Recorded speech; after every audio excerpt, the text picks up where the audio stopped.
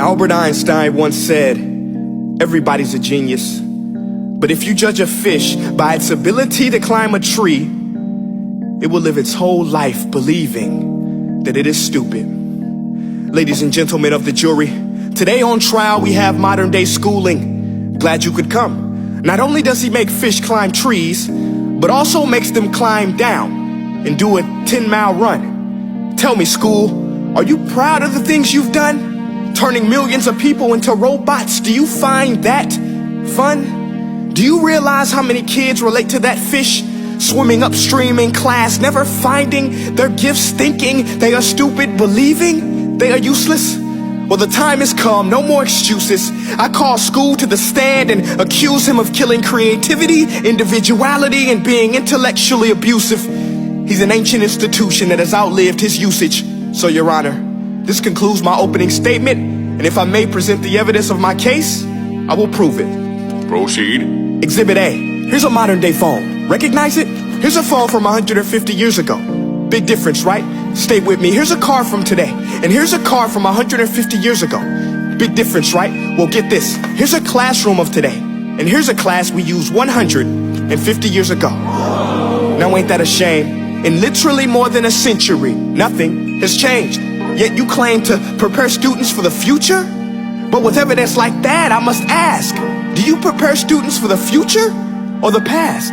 I did a background check on you and let the record show that you were made to train people to work in factories, which explains why you put students in straight rows, nice and neat, tell them sit still, raise your hand if you want to speak, give them a short break to eat, and for 8 hours a day, tell them what to think.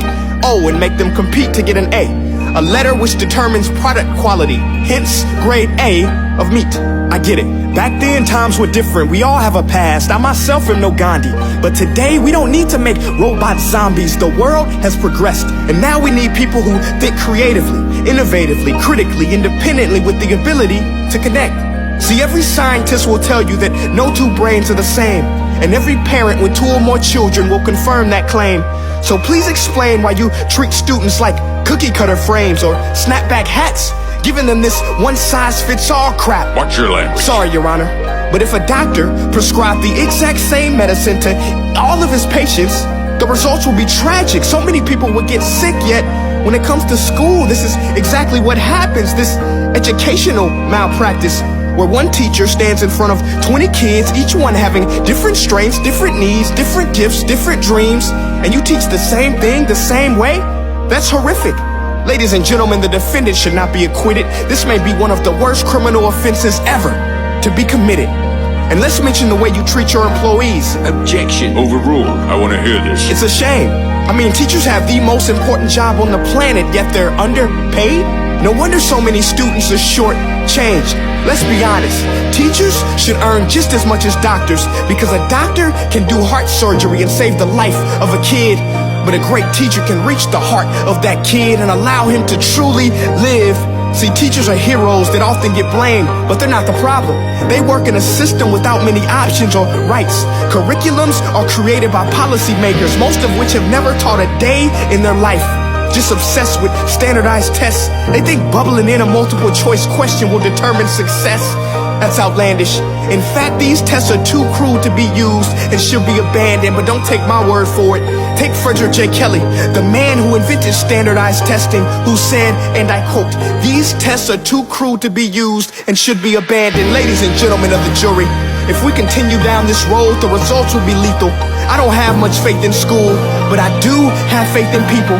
And if we can customize healthcare, cars, and Facebook pages, then it is our duty to do the same for education, to upgrade it, change it, do away with school spirit, because that's useless. Unless we're working to bring the spirit out of each and every student, that should be our task. No more Common Core. Instead, let's reach the core of every heart in every class. Sure, math is important, but no more than art or dance. Let's give every gift an equal chance. I know this sounds like a dream, but countries like Finland are doing impressive things. They have shorter school days. Teachers make a decent wage. Homework is non-existent, and they focus on collaboration instead of competition. But here's the kicker, boys and girls. Their educational system outperforms every other country in the world. Other places like Singapore are succeeding rapidly. Schools like Montessori, programs like Khan Academy, there is no single solution.